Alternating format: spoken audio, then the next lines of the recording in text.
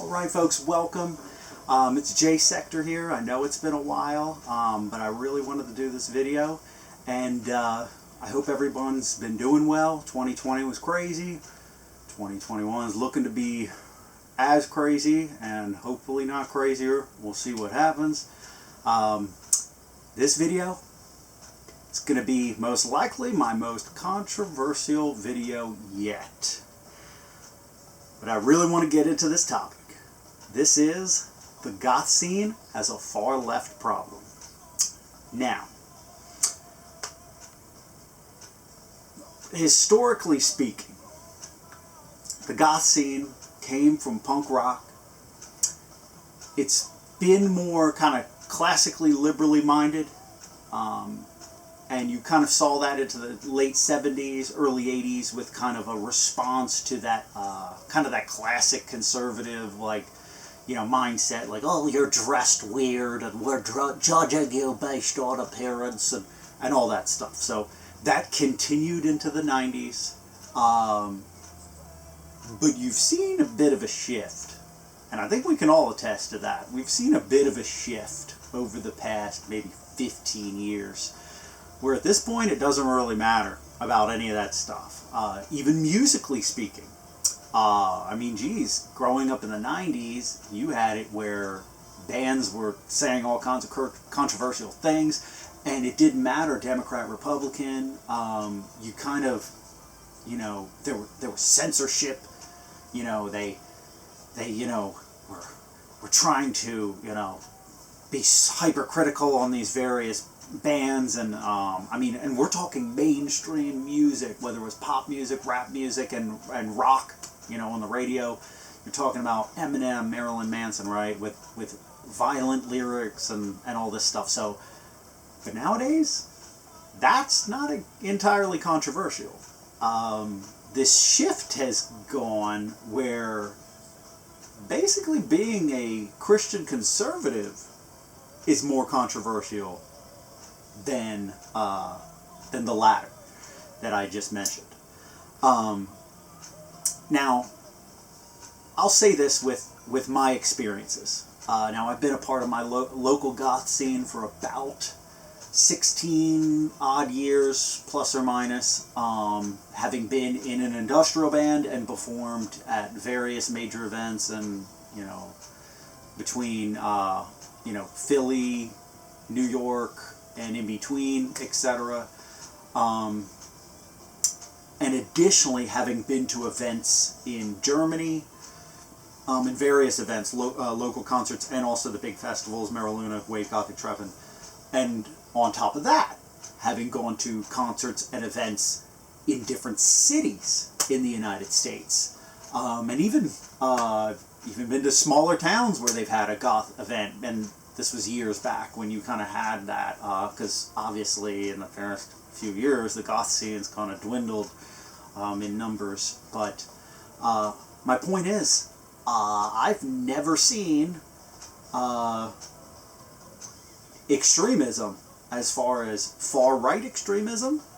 In fact, and there's been a few videos that have been done recently on not only the goth scene, like, oh, there's a far-right problem in the goth scene, or, oh, there's a far-right problem in punk or metal. I haven't seen that in my years. Sure, in the early 90s, or late 90s, early 2000s, you had, you know, like, people quoting comedians that were, you know, edgy or whatever you want to call it, controversial, like things, I mean, stand-up comedians that have said, you know, wild things back then that everybody laughed at, and now you can't say that anymore, you know. Sure, there was, you know, stuff like that going on in the early 2000s, but not like absolute blatant. I personally have not seen it, and I've never known anybody that talked about that, and I have been fortunate to have a lot of various folks of different walks of life that I've met over the years in the scene, and great people a part of it. So I have not seen that. But what I have seen in the past 5 or odd years has been a rise of far left extremism in the goth scene. Now, 5 years ago, I was living in a more conservative area when I was in the military, and nobody really talked about politics. Nobody really cared. You didn't really talk about it because it was a conservative area. You just lived your life, and that was that. But having moved back to Philly, and, you know, there were folks that I had known for a little while, and they were different.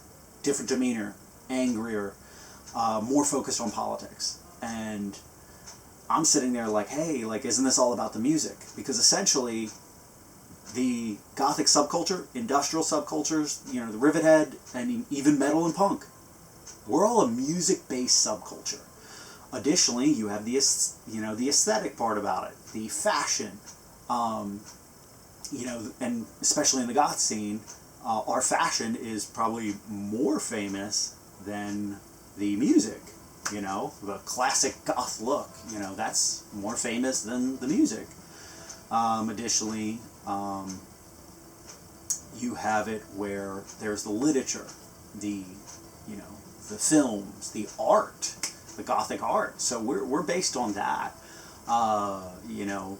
And as I said, historically speaking, yeah, you had it where it was primarily more liberally minded, more classically liberally minded. So going along with that, in the past 5 years, I've seen this rise of far left extremism in the goth scene. And this video, what prompted me to do this was a few months ago, I had an individual on a regional event page that essentially what it came down to is they were calling for violence against anyone that was not of the far left agenda. And it just kind of was shocking to me. And of course, on a personal level, of course, yeah, they did threaten me with violence in tow. And so I, you know, looked at it more anthropologically and just said, hey, like, why do you believe in what you believe? Like, what's prompting you to have these views? Like, you know, why is it so black and white where you just want to eradicate anyone else that doesn't have your views, that everyone else is an enemy? And I think that's what we see with our political division in maybe not just the United States, maybe it is global also, but you have folks that view each other as the enemy. It's almost like a sporting event where it's like the other team's the enemy and we're the ones, we're going to win. And I'm like, what's going on here? Our subculture has been about, you know, music, etc. And sure, we, you know, in general, we're more open-minded about, in general, who the members are. It doesn't matter what your, you know, what your belief, your ideology, your skin color, you know, all these things. It doesn't matter. I'm doing my count wrong. Like, I'm trying to, anyway. None of that stuff matters. It's this music. It's the aspects of it. It's what unites us. And so it's really sad to me that there's this fringe group of individuals that want to cause division in our scene because of it.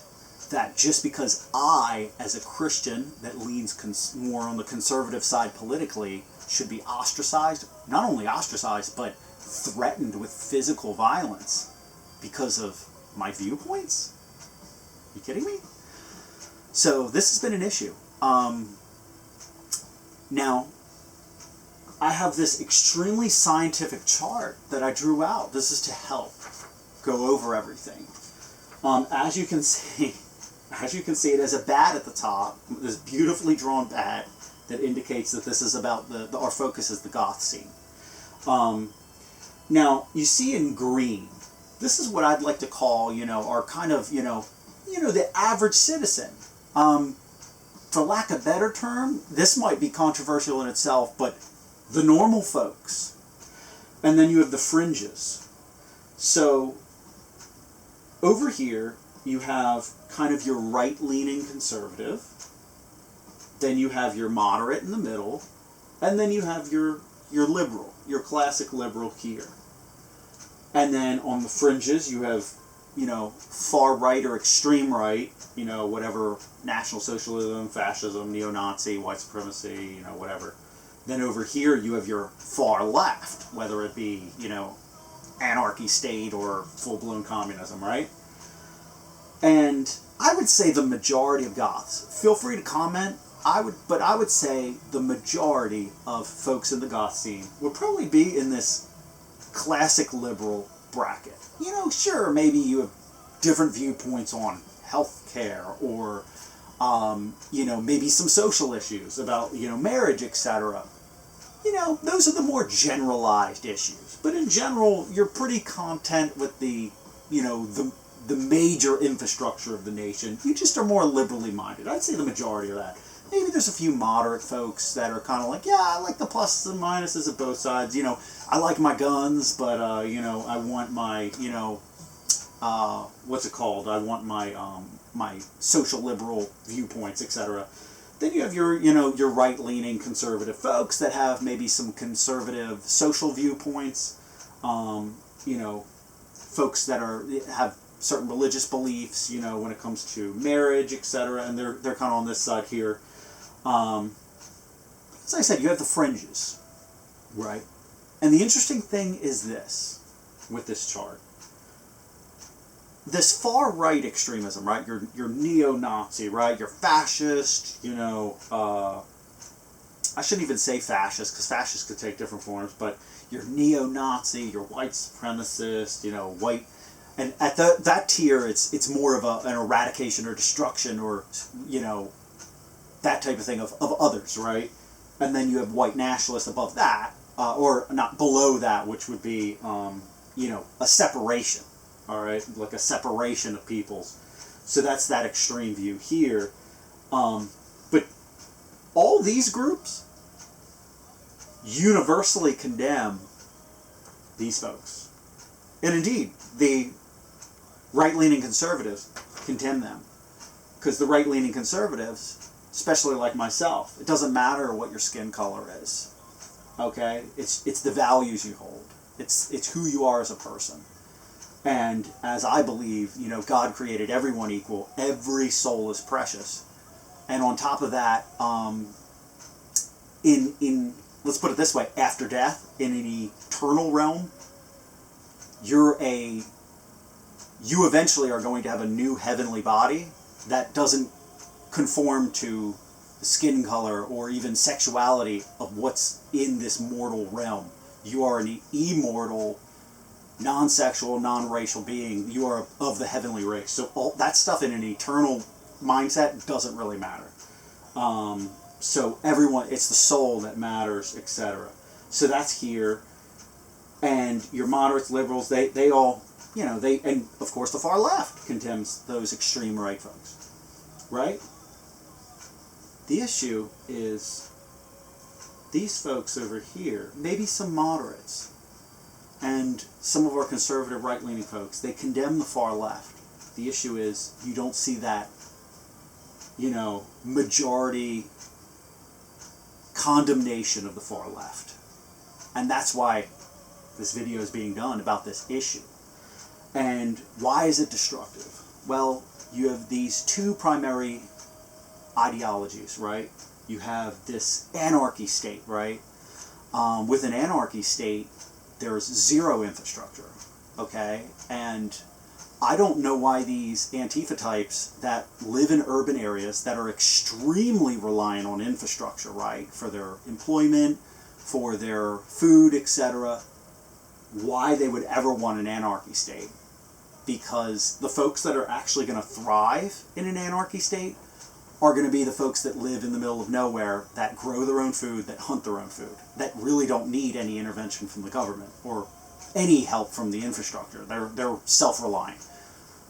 So with that, you would see, especially in urban areas, a rise of organized crime taking power, and essentially, you know, a warlord states, as you see in Somalia, where there's no there's no primary infrastructure. You have various warlords taking control. So think of Mad Max. You know, it's not going to work. You're most likely your liberal arts student that is, you know, drinking their soy latte. They're not going to thrive in an anarchy state. We already saw that with the Chaz and all those other things where they're just, they're they're reliant on power. Like, can you imagine if they shut the power on the water? They'd be done for. They wouldn't last. So no, that doesn't work. Then you have on the opposite spectrum, and I don't even know why these individuals, it's pretty contradictory. I don't really get it. But then you have full-blown communism. So if you take a look historically at the USSR, at the CCP in China, it's been censorship, it's been control, it's been the abuse of, not only ethnic minorities, but religious minorities, and, various different ideologies. They've been not only oppressed, but eradicated in some cases. They've been, or the attempt to be eradicated. Look at North Korea too. These are primary examples. It is, living under this oppressive state. And, I mean, you just look to, the various bands that came out of East Germany, where they were, in the Goth scene and the industrial scene that were, censored and condemned by this, powerful state. Since when have we in our scene promoted that type of thing? Oh, we want to be in this oppressive state where our art is censored. Are you kidding me? So these two ideologies are dangerous and they need to be condemned by our Goth scene. But we're too afraid to speak up. I've seen it where this loud fringe group has been oppressive towards and been malevolent towards promoters, to various bands, and to various fans that do not think along the same lines as them. And they are, promoting violence against those that they view as the enemy. It is just absolutely destructive and does not belong in our scene. Our scene, and I hate to even use that term, it doesn't belong in our scene. But it doesn't. Our scene, it's relied on a market. It's relied on, and it's been about individuality. Your look, your music you create, your poetry, your books, your films. It's been about this expression of art. And so we need to take a step back. We need to, refocus on the things we love about our scene, and we need to start condemning these fringe groups that are causing so much destruction in our scene. So with that, I wish you all the best, wish you all well, take care, and God bless.